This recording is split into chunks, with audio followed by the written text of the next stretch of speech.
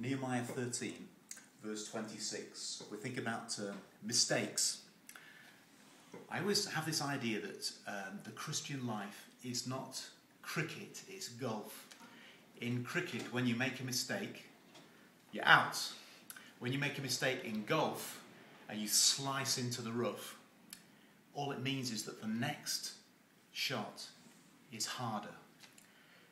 And I think that God deals with mistakes, he doesn't say, you're out. He said, oh man, you've just made it harder for yourself.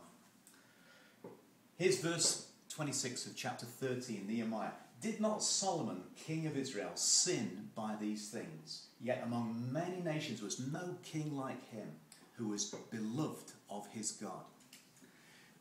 Biographies always grab my attention, even though this biography is about a king who is a bit posher than me, and it's about somebody who is gifted beyond almost human measure, the wisest and the king. Solomon's like a kind of Bible superstar, and yet even so, because he's a human being, there's something in the story of his life that resonates with the story of my life and your life, because we're humans. And the same kind of life, the same sorrows, the same ups and downs and roller coaster ride of emotion goes on in somebody so up there and somebody way down, way down there. I mean, can you compare it? The point is you can. There's still similarities, and the similarities engage our attention. Solomon's career is something of a puzzle. He starts very well and then goes bad.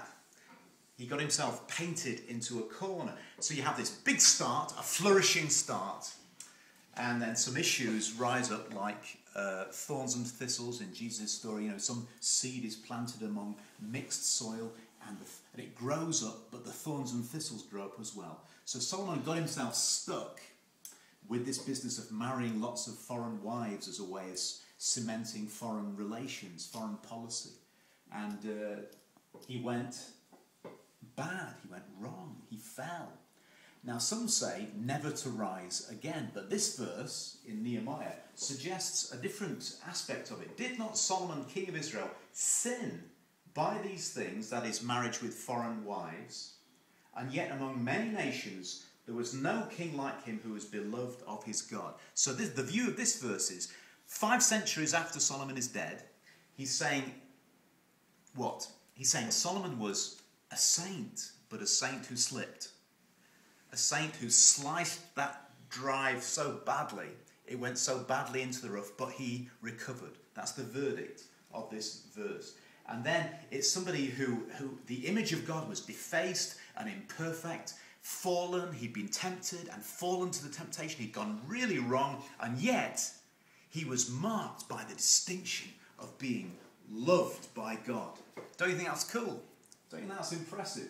Remember Nathan, who was the prophet with David, King David, do you remember? Nathan made a prophecy about Solomon before Solomon was born. And he said this from God. He said, I will be his father, and he shall be my son. If he commits sin, I will chasten him with the rod of men. Now that means correction, not destruction, doesn't it? And then the verse goes on, but my mercy will not depart from him as I took it from Saul. Now then, that makes it very interesting. There's a comparison that's being made. Nathan foretells Solomon's sin, but he also foretells his restoration. And he compares him with Saul. And Saul began really well, head and shoulders above the rest of Israel, and then ended badly, deteriorated, got worse and worse. And the difference is this, that Saul stayed bad and Solomon made his way home. Some people choose and choose, and if you keep choosing against God, you choose wrong. Judas chose. There was, in Acts 1, it says he had a ministry and an apostleship, his place with us, from which he fell and went to his own place. Even Judas chose his own destiny. So the verdict of this little verse in Nehemiah 13 is that he did sin, but he made it home. We make mistakes. Did not Solomon sin by these things? And in that context, it means this marriage with a whole bunch of foreign wives. He had a political reason for it, but not a godly reason for it. Maybe there's a bit of lust as well, who knows? But the point was he was doing something that the foreign kings did, but not what Israel did. Israel was not to be mixed with the foreign nations. Now that's a kind of, sounds a bit racist, but it's a spiritual principle. And Nehemiah, writing centuries later, was pointing out to an Israel that was so mixed up with foreign wives and foreign customs, foreign ways of doing things, he was trying to pull them back to their original intention and saying, didn't Solomon sin in the same way? The wisest of the kings, the one that God really signally favoured among all the others, and yet Solomon failed right at the point that you're failing at. So it was Nehemiah's perspective, Nehemiah's challenge of his life was to bring Israel back to an original intention. As I say, it's not a racist issue. Here it's a spiritual issue. Jesus said, you cannot serve God and mammon. You cannot go in two directions at the same time.